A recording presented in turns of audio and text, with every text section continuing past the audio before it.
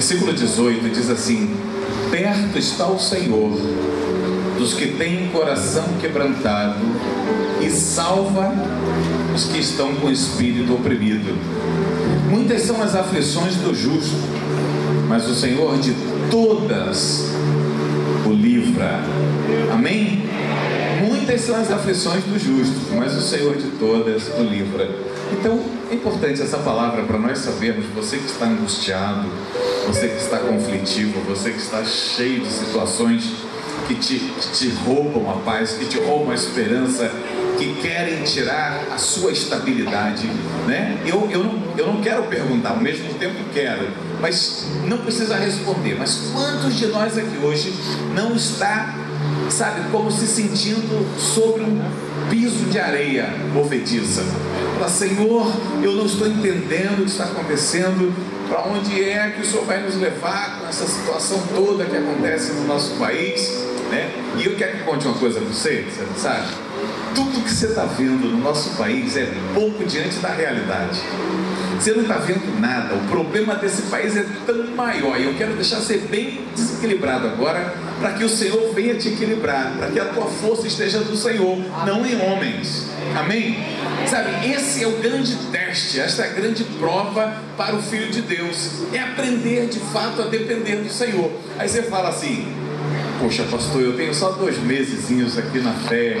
O outro diz: pastor, eu acabei de chegar. O outro diz assim: eu nem cheguei, eu entrei aqui hoje para esperar uma palavra de esperança. Então, não há palavra de esperança maior do que essa, de que você deve estar na dependência do Senhor, porque Ele nunca vai te decepcionar, Ele nunca vai te deixar instável, né? Mas nós estamos na terra e olhamos para a terra e vivemos da terra. E agora, se a terra não der o fruto?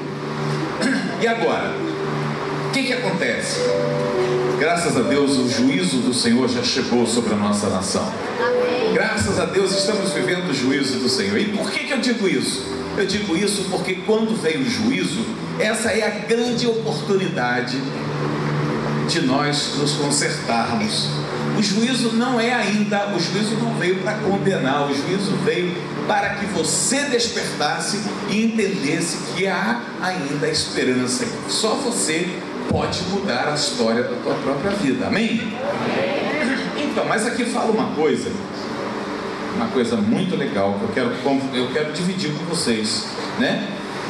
Salva os de espírito oprimido. Quem já passou por opressão aqui? Levanta a mão. Ah, pouquinha gente, né? Tá todo mundo feliz aqui. Quem já acordou assim, se sentindo pesado, fala: poxa, tem um peso que eu não sei de onde vem. Olha quantas pessoas legais aqui.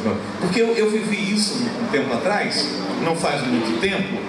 Foi um domingo, eu acordei, eu falei: meu Deus, o que está acontecendo comigo? A minha mulher se levantou, ela foi preparar um cafezinho. Deixa eu deixar os homens aqui com água na boca, né?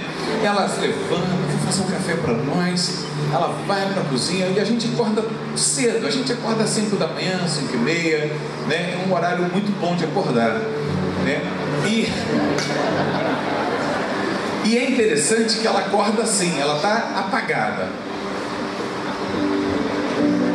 Sai correndo para a cozinha. Eu falo: não faz isso faz mal. Acorda devagar, entendeu? Se recompõe. Ela vai para a cozinha e ela vem com aquele cafezinho e um queijinho para eu ficar comendo na cama. Desculpa, não vou fazer, né? Então, gente, mas olha, isso não é simples, né? Eu assim, quero compartilhar com vocês, homens.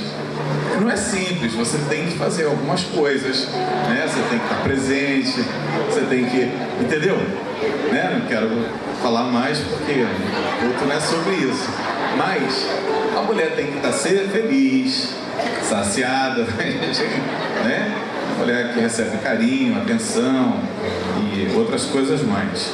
Enfim, aquela manhã que eu não queria o café, eu falei: poxa, tão estranho isso, e aquele peso no coração. E no decorrer do domingo, como é que a gente funciona? Estando eu com a palavra, eu começo a pedir a Deus então para Ele me inspirar. Falo: Senhor, me dá uma inspiração, me leva no caminho que o Senhor deseja, né, para conduzir o povo. E às vezes vem cedo a palavra, às vezes vem meio-dia, às vezes vem à tarde. Esse dia não vinha nada e a opressão era assim, parecia que eu estava sendo pressionado por trás, pela frente. Quando deu 3:30 da tarde, eu falei para ela uma coisa que eu nunca fiz. Em 20 anos, eu nunca reguei de dar uma palavra. Pode não ser a grande palavra, mas eu vou dar, né? Nunca. Já aconteceu dela passar mal em cima da hora de subir e falar, prega você, e eu pregar. Mas assim, nunca tinha acontecido de eu falar, pô, prega você hoje, né? Ela falou, não posso, você sabe que eu tenho que preparar a palavra já um dia antes, ou no mínimo pela manhãzinha. Eu falei, puxa vida, quando deu 4:30, eu tinha que estar 5:30 na igreja. Você vê como é que Deus faz. Eu estou fazendo questão de contar isso hoje para vocês, depois de um mês tendo passado essa experiência, né? Um mês atrás, eu acho, mais ou menos. E aí eu fui para o quarto, pesado. Falei, vou deitar na cama, vou ligar a televisão, vou ver alguma coisa. Quando eu me deitei, que eu peguei o controle, aquela voz doce falou comigo assim, não liga não. E foi tão ele falando que eu fiz assim. Aí ele falou assim, pega a palavra, abre a palavra. Mas eu estava pesado, eu falei, eu vou abrir e onde cair eu vou pregar. Falando assim com Deus, tem cabimento isso? Mas foi assim que eu falei com ele. Eu vou abrir e vou pregar. Aí abri a palavra, João 20, assim, João 20, capítulo 20. Gente, o que mais me entristeceu nessa experiência foi que ele falou comigo. Eu só fui entender que ele estava falando comigo no dia seguinte. Vocês acreditam como eu estava mal? Eu estava mal. Abre João 20 para você ver. Para você ver que não há dúvida de que foi ele falando comigo, né? Eu abro a palavra, João 20. Que dia era? Vocês guardaram o dia que eu falei? Domingo, que horas? Ao entardecer, não é isso? Olha isso, eu abro a palavra, aí está aqui, versículo 19, meu olho foi em cima. Ao cair da tarde daquele dia, vírgula, o primeiro dia da semana. Qual é o primeiro dia da semana? Domingo. Trancadas as portas da casa onde estavam os discípulos, com medo dos judeus, veio Jesus, pôs-se no meio e disse-lhes, paz seja convosco. Oprimido, paz seja convosco, homem de pouca fé.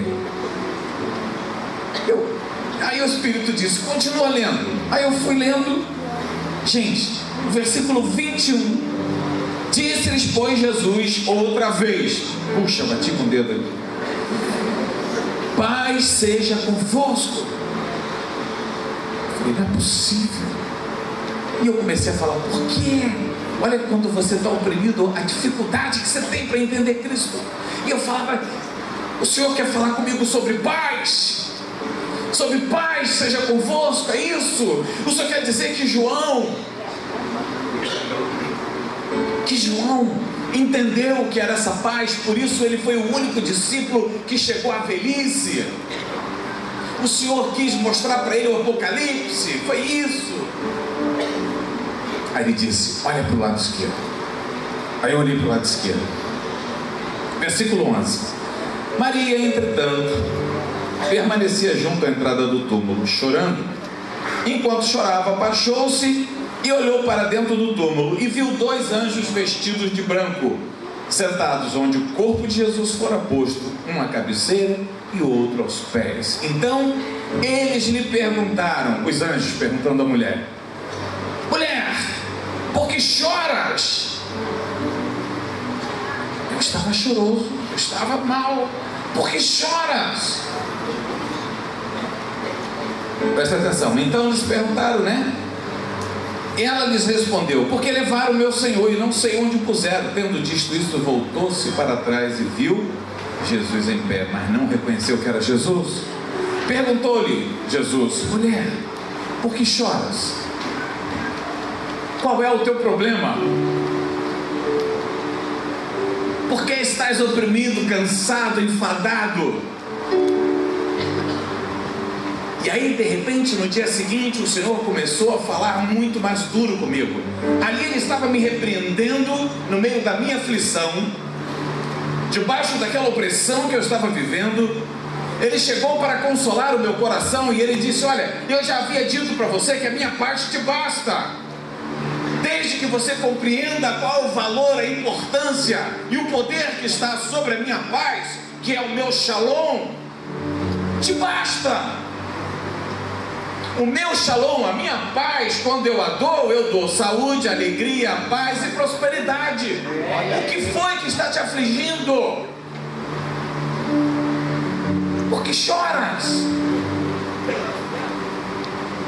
E no dia seguinte, o Senhor, quando eu voltei ao normal, para dizer a verdade, eu voltei ao normal depois da pregação. Aí vim para a igreja e preguei, né? Fui muito abençoado com a palavra. Mas só depois da palavra eu comecei a entender que o Senhor estava querendo falar comigo. E daqui para casa, aquela noite, o dia seguinte, o Senhor falava: como ousa você, Jonas, pensar qual foi a vida dos meus discípulos, dos apóstolos? Como imagina você que foram os dias daqueles homens? Para que hoje você pudesse pregar o Evangelho, para que hoje o meu rebanho estivesse espalhado por todo o planeta. Naquele tempo eles tinham que começar um grande projeto, eles tinham que abrir essa porta extraordinária que foi aberta no céu e eles tinham que trazer para a terra. Não bastava estar aberta nos céus, deles, os meus discípulos, teriam que abrir a mesma porta na terra. Como imagina você que foram a vida daqueles homens? E ele começou a me mostrar. Aqueles homens não tiveram sossego. A alegria daqueles homens consistia em que o povo, depois das pregações, se convertiam. A alegria e a força que aqueles homens recebiam era diante de uma multidão que reconhecia Jesus Cristo como Senhor e Salvador.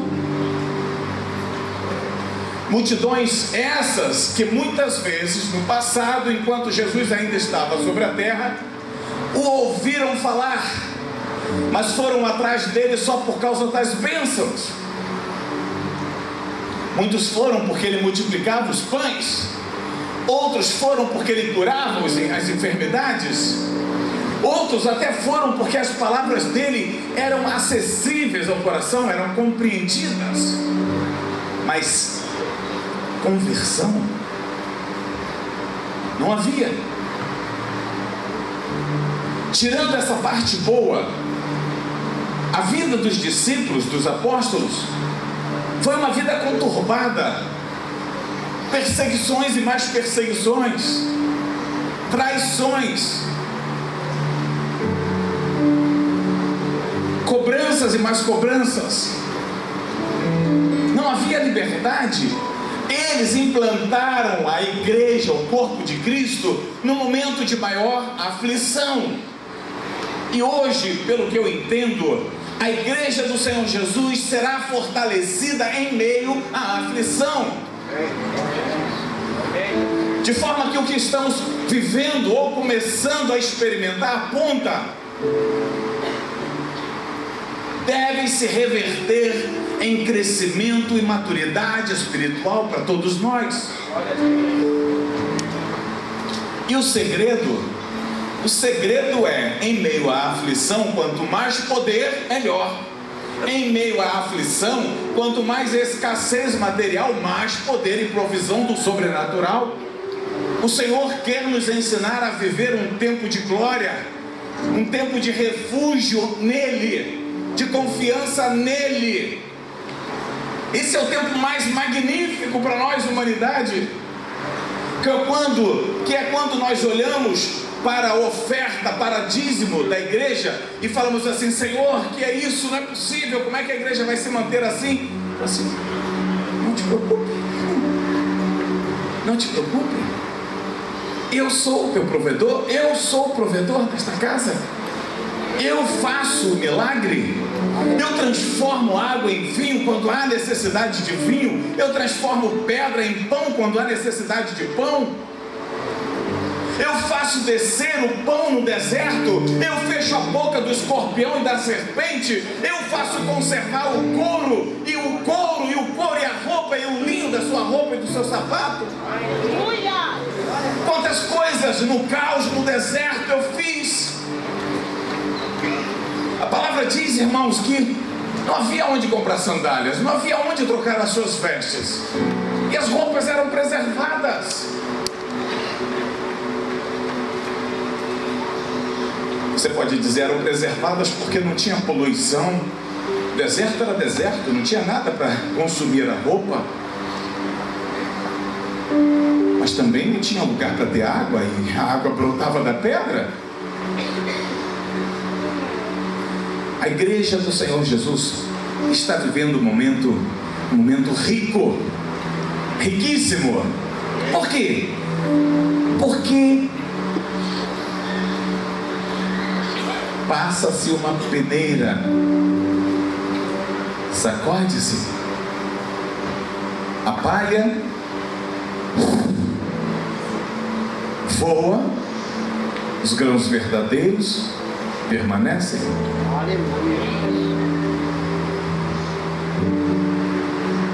Em outras palavras, o que você quer dizer, pastor? Eu quero dizer que esse é o momento em que a igreja pode ser peneirada. Não é a unidade de Cristo, não. A igreja, o corpo de Cristo na face da terra. Porque o grande momento, o grande dia do avivamento, o grande momento em que tudo que você tem visto aqui, sabe, nós orando pelos cancerosos, pelos enfermos, por aqueles que estão com um edito já de morte nas mãos, sabe, vai ser muito simples. Porque o grande mover de Deus não vai atuar só na tua vida financeira, só na sua vida familiar, na sua vida amorosa. Ela vai atuar, o grande mover de Deus vai atuar em todos os aspectos da sua vida. Mas precisamos ser treinados, precisamos estar sendo capacitados para poder alcançar esse florescer do reino espiritual sobre nós. Mas eu disse que queria contar um testemunho. Eu estou falando sobre o meu testemunho. Quantas vezes nos queixamos que Deus não responde a nossa oração? Quantas vezes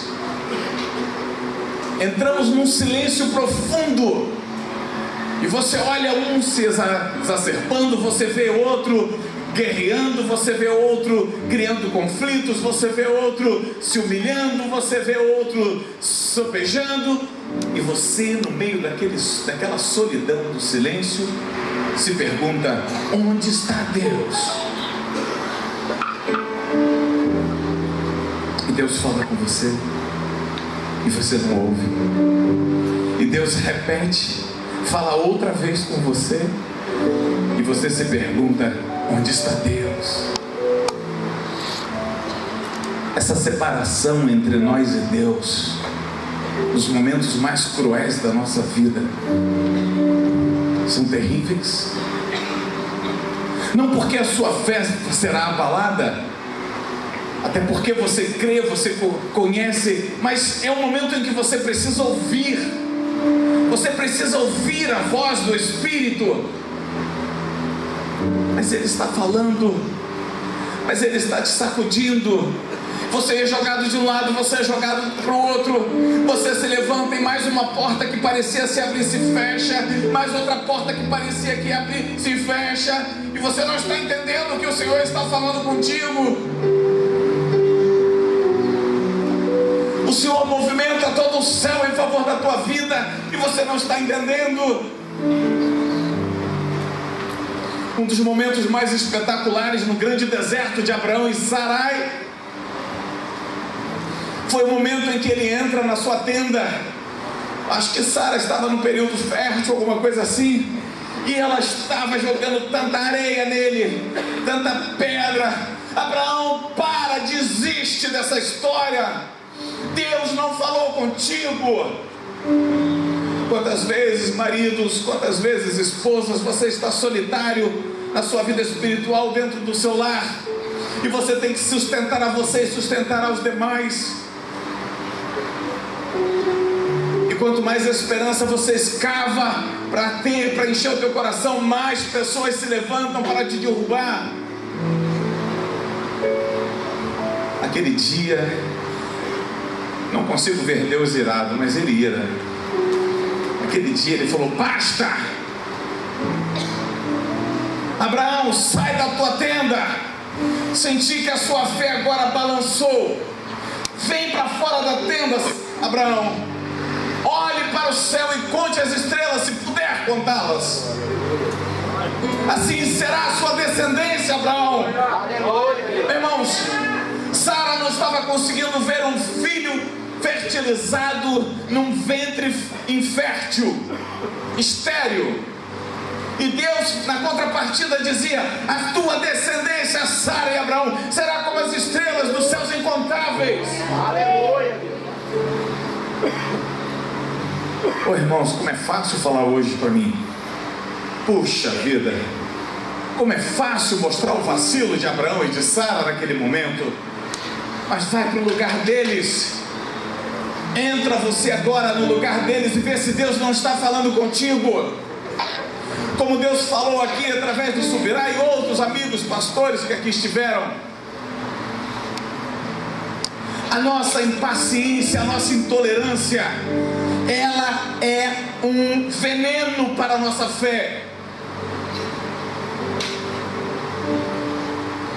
O fato de não termos a tranquilidade de depositar, não é nem a tua fé, nem o teu espírito, mas a tua alma em Deus.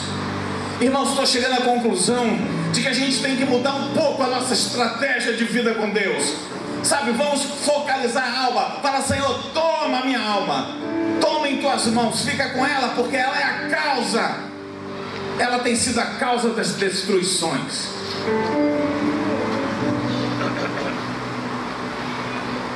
E Abraão olha para o céu, fala assim: agora eu estou ficando louco. Como pode eu fazer um filho em Sara que é estéril? E ele me diz que o céu, as estrelas incontáveis, esses serão as multidões de filhos. Irmãos, para quem não sabe, obviamente que são poucos aqui, os filhos de Abraão hoje estão nos 4 cantos do mundo. Hoje você tem colônias gigantescas judaicas em toda a esfera da terra, que são os filhos de Abraão.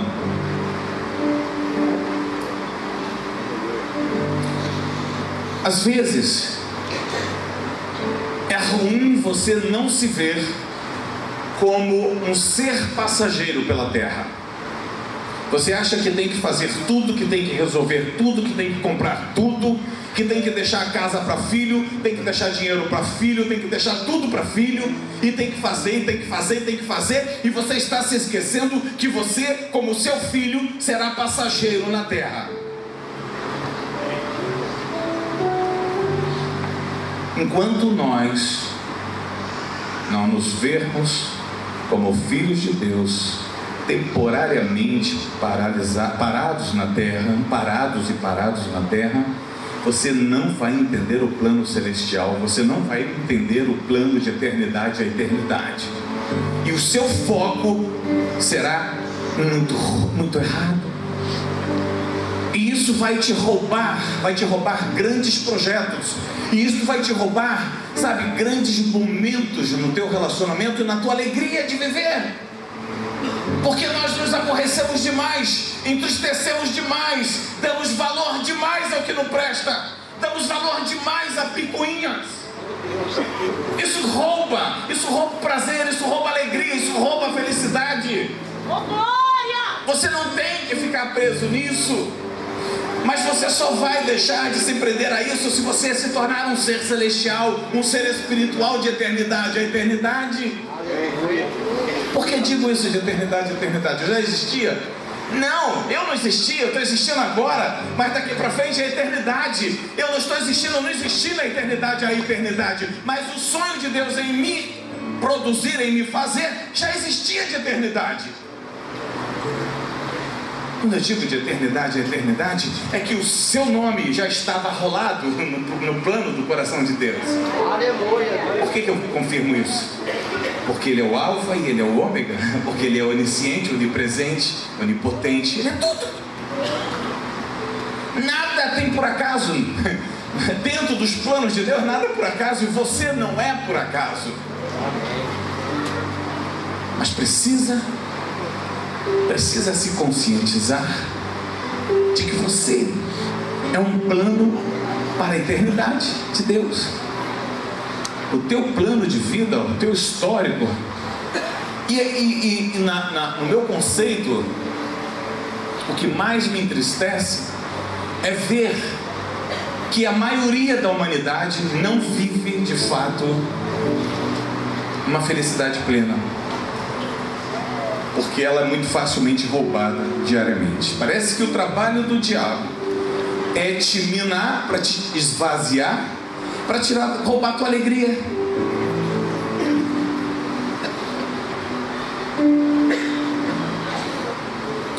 Fomos visitar uma irmã que está passando por um deserto violento, com câncer espalhado pelo corpo. Vamos visitar no hospital. Cheio de fé aquele coração. Aleluia. E eu ficava olhando assim e falava, meu Deus. E ali eu concluí que eu podia olhar para aquela pessoa e ver um defunto, ou eu podia olhar para aquela pessoa e ver uma grande vitoriosa. Aleluia. E eu olhava para o meu Deus e dizia, meu Deus, basta uma palavra sua.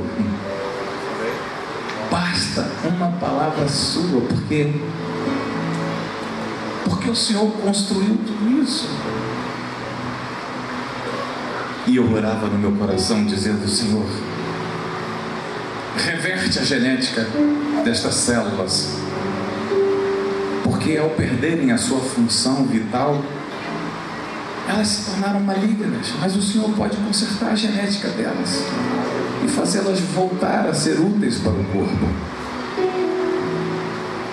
E você começa então a se dar conta de que você vive muito mais o homem natural do que o homem espiritual.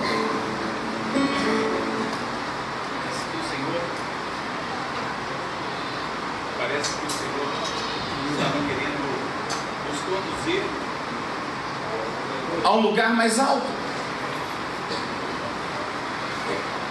Em cada momento, em cada gesto, em cada movimento que Deus faz na nossa vida, na nossa casa, na igreja, nas pessoas que nos circundam, eu vejo que o Senhor está querendo nos levar a um lugar mais alto.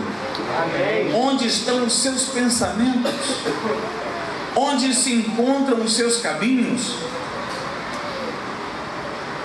E a verdade, irmãos, é que eu percebi que quando eu estou aqui embaixo, ainda que Ele fale comigo,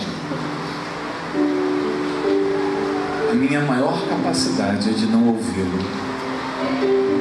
Ainda quando eu não posso ouvir com os meus ouvidos espirituais, porque o meu espírito está conflitivo, Ele fala com a sua palavra, e você ainda acha que Ele está falando para a igreja, que aquela era uma palavra para a igreja e não para você. Quantas vezes o Senhor falou e eu vim entregar essa palavra para vocês, e ao entregar a palavra, o Espírito começava a me quebrantar, e Ele falava, é para você primeiro. Se há uma tristeza no coração de Deus, eu posso assegurar para vocês, essa tristeza é proveniente do nosso pouco entendimento dEle. Essa tristeza provém do fato dele ter pegado com as suas mãos o sobrenatural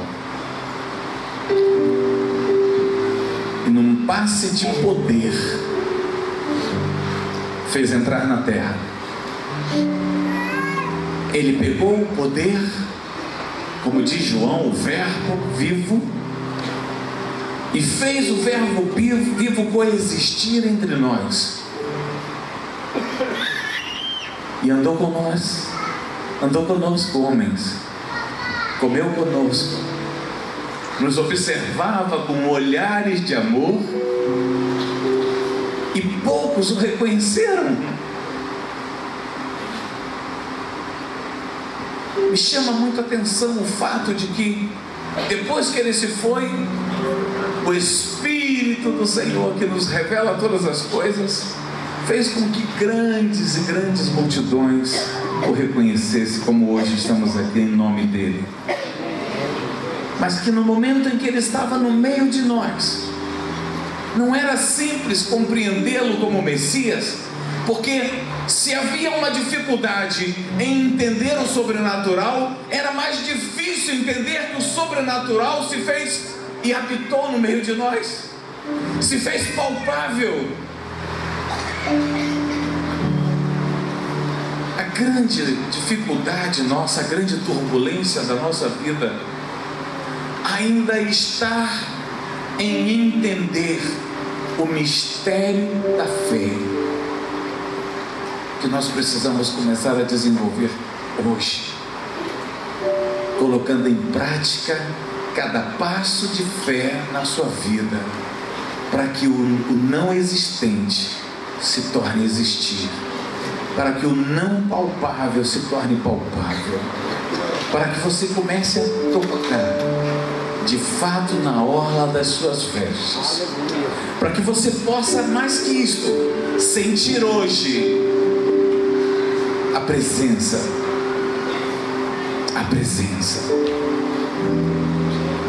que muitas vezes se faz e nós não observamos, não conseguimos captar. Vocês já devem ter ouvido muitas vezes, ou eu, ou Naira, ou quem esteja aqui pregando, dizer: o trono de Deus desceu neste lugar. É palpável quando o Senhor desce. O Senhor desce quando a sua adoração rompe a barreira do som, quando a sua adoração rompe o teto de bronze e chega até o seu trono. O Senhor desce, porque a adoração do povo de Deus move o coração de Deus e o faz descer até nós. E quando essa presença está em nós, tudo que está ao nosso redor muda. Presta bem atenção nisso. Quando diante da sua adoração o trono desce, a atmosfera ao seu redor transforma em insignificante tudo aquilo que tinha muito significado para você no reino natural. Os problemas gigantescos se tornam bolas de gude. Os conflitos no lar desaparecem. As portas que estavam trancadas com ferrolhos se abrem. E a gente muitas vezes não percebe, e por não perceber, não dá sequência, não conduz com você por onde você for a glória do Éden, o deleite de Deus. Nós podemos mudar o que está no entorno da nossa vida com adoração, com submissão, com prostração aos pés do Senhor. Queridos, nunca mais quero que o meu Senhor fale comigo e eu precise de 24 horas para saber que Ele falou comigo.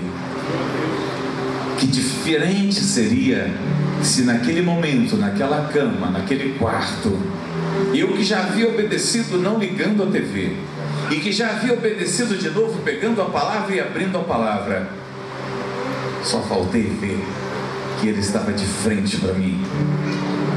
Paz seja convosco. Jonas, paz seja convosco.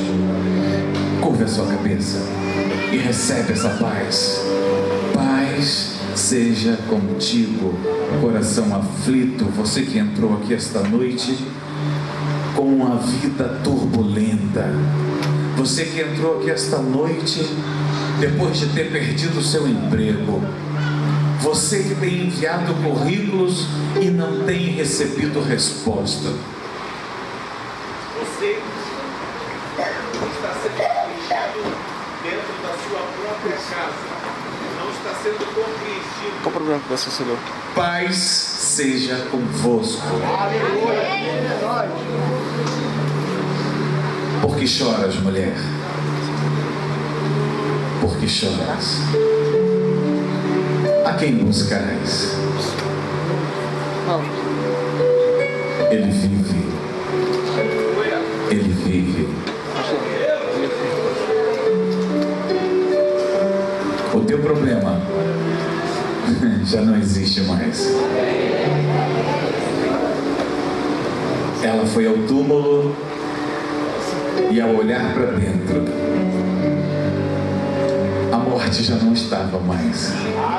E eu quero declarar sobre a tua vida que a morte com a qual você entrou aqui, ela já não está mais sobre a sua vida. Ela foi vencida. Ela foi vencida. E os anjos lhe disseram mais uma vez: a quem buscais? Ele vive. Ele já não está morto. Ele ressuscitou. Se ele vive, você vive. Ele pegou as suas dores, ele pegou as suas inseguranças e levou com ele a cruz do Calvário. Ele levou aos céus todos os editos. Aí, através com o seu sangue, quando ele chegou no céu e apresentou o seu sangue diante do trono branco, diante do Todo-Poderoso, e ele disse: sim, papai, aqui está, Senhor, o preço pela humanidade. Aqui está, Senhor, o preço para que eles não mais vivessem acuados, envergonhados, humilhados, impedidos, Senhor, de viver a vida plena. E ele olhou para o céu e bradou em alta voz e disse: tudo aquilo que pedirdes ao Pai em meu nome vos será concedido. Esse é o tempo de glória. Esse é o tempo do povo de Deus. Esse é o tempo do povo de Deus se levantar e declarar em alto e bom som: vive o Senhor, vive o Senhor, vive o Senhor. Aleluia. Levante suas mãos aos céus e continue falando: vive o Senhor, vive o Senhor.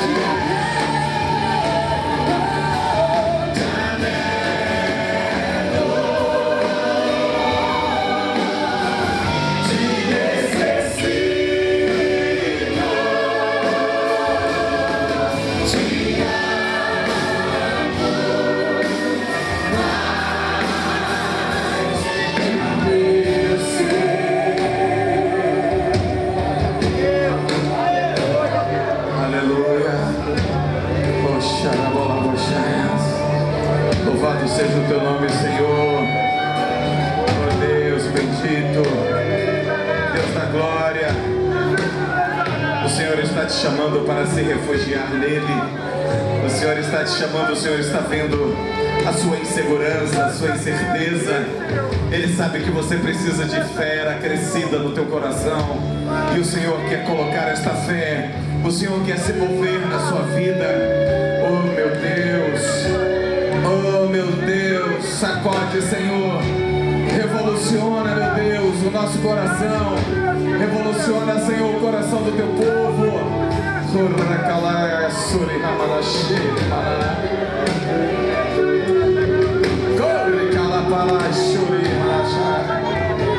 Janelo,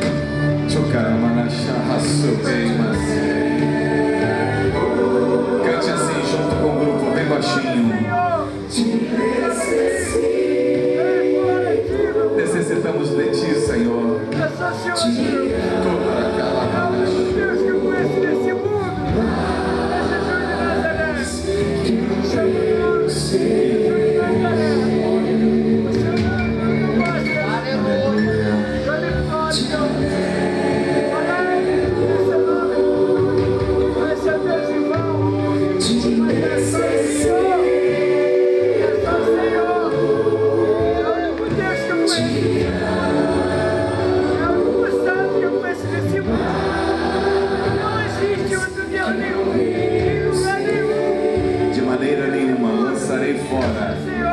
Aqueles que vierem a mim. Essa é uma noite que o Senhor preparou para você que entrou aqui sem esperança. Essa é uma noite que o Senhor preparou para você que já havia considerado o último refúgio da sua vida tinha sido destruído. Hoje o Senhor quer se apresentar a você como o seu refúgio, o refúgio eterno. Se você quer entrar no refúgio de Cristo Jesus e convidá-lo para ser Senhor da sua vida, levante a sua mão onde você está, que eu vou orar com você. Aleluia. Fique com a sua mão bem levantada. Oh Jesus, oh Jesus, Tu estás vendo, Senhor, o coração de cada um deles. Tu sabes, meu Deus, Tu sabes que nesta noite, Senhor, muitos deles voltariam para casa, Senhor, pensando coisas tão ruins sobre a vida. Muitos até querendo dar cabo da vida, mas o Senhor os pegou pela mão e os trouxe a esta casa de oração para que todos pudessem, Senhor, te conhecer. Por isso eu quero te chamar aqui à frente, você que levantou a mão, você que quer entrar no refúgio secreto do Senhor, do Deus vivo, todo-poderoso, sai do seu lugar e vem aqui. Eu vou orar com você aqui à frente, pode vir.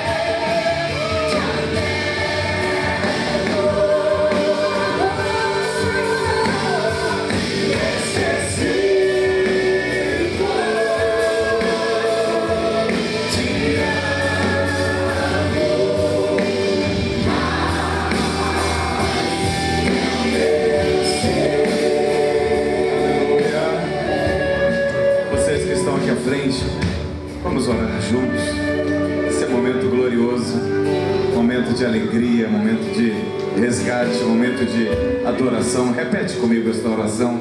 Diga: Senhor Jesus, eu recebo o seu chamado e entro na sua casa, na casa da eternidade, para viver contigo, Jesus. Eu te aceito como meu Senhor e Salvador. Por isso, Jesus, eu te peço perdão pelos meus pecados. Eu peço a Ti, Senhor, que venha desfazer, destruir todos os laços, todos os pactos, todas as alianças que porventura eu tenha feito com as trevas. Amém. Fala: escreve o meu nome no livro da vida, pois a partir de hoje, Senhor, eu me chamo Filho de Deus. Salva, Jesus, toda a minha família, e em Teu nome eu oro. Amém. Amém. Graças a Deus.